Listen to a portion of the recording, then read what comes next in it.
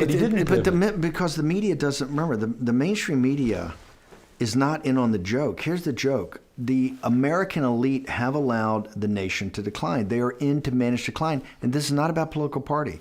This is the permanent political class.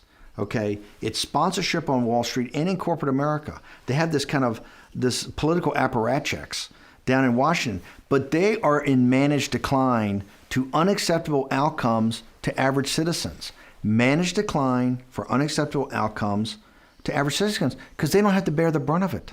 They don't bear the brunt of the healthcare system in collapse. They don't bear the brunt of the education system in collapse. They're taken care of. To wit, they bring about the largest financial collapse in the country, and they're better off in 10 years. Why wouldn't you like this system? The system's working great for them. It's not managed decline for them. They're making more money on the way down than they made on the way up. And so that's what Trump is a rallying cry for that. Remember, the lead up to the inauguration is we're going to hit the deck plates running with these executive orders. We've got this whole system that Miller has gone through. Tell me about that. Well, an outside organization had done this theoretical analysis to show that every executive order that was still around from Obama and from Bush, and we had this whole thing. We had a whole tiger team of the White House counsel guys, the deconstruction of the administrative state, which is a huge element. Remember, you got two forms of populism. You have right-wing populism, you have left-wing populism. Right-wing populism is about deconstruction of the administrative state. Bernie Sanders and AOC is about more inclusion of the state. We're both populists, but they want more state intervention. We want less. In fact, we want to start to take apart certain parts of the apparatus. And so that whole thing is basically focused on the deconstruction of the administrative state, at the same time saying, hey, we're nationalists. This is about the nation. The nation's concerns have to come forward. We had in the first 100 days, every day we're going to be hitting with either 3 executive orders or whatever. Number one is that the Democratic Party's shattered.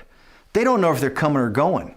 Right? They got one group that's doing identity politics, another group that's the Clinton centrists. I said, we've broken them right now. They have no idea.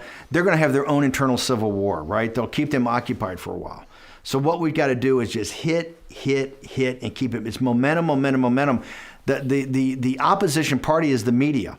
And the media can only, because they're dumb and they're lazy, they can only focus on one thing at a time. And the one thing they'll mainly focus on is either they do the horse race, or once the horse race, who's in, who's out. Right. It's like the high school, who the cool kids in the cafeteria, right? Because it's easy. It's the reason they do the horse race stuff all the time, right? And they won't do the basic, what are the core things that are going on in the country? I said, all we have to do is flood the zone. Every day we hit them with 3 things. They'll bite on one, and we'll get all of our stuff done. Bang, bang, bang. These guys will never be able to recover. But we got to start with muzzle velocity. So it's got to start, and it's got to hammer. What was the word? Muzzle velocity. You got it. When you get anything in life, remember the House is 5-7 against, right? To get something done, you've got to go through these certain stages of momentum and keep forcing it. And so otherwise, just pure inertia